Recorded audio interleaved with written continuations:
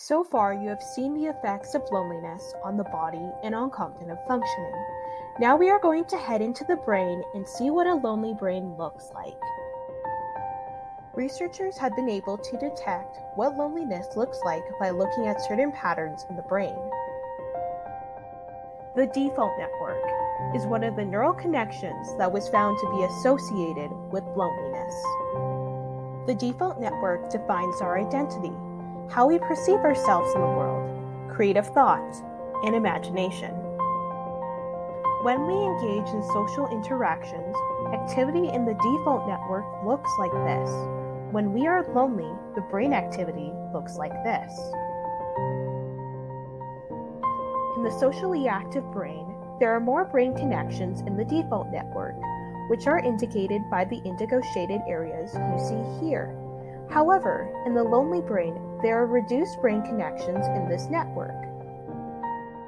It has been suggested that increased connections in a socially active brain indicate a higher sense of life meaning and purpose, while reduced connections in a lonely brain suggest a lower sense of life meaning. This means that loneliness and social isolation can even change our outlook and purpose on life.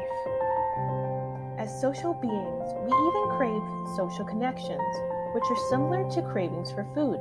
This shows how much our brains need social interactions. Loneliness and social isolation should not become the new normal, considering its effects on health, the brain, and cognitive functioning. However, there are ways to reduce the effects of social isolation and loneliness.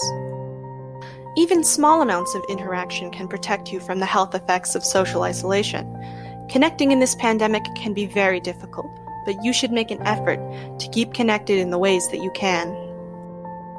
You can connect with loved ones virtually and visit with others outside at an appropriate distance.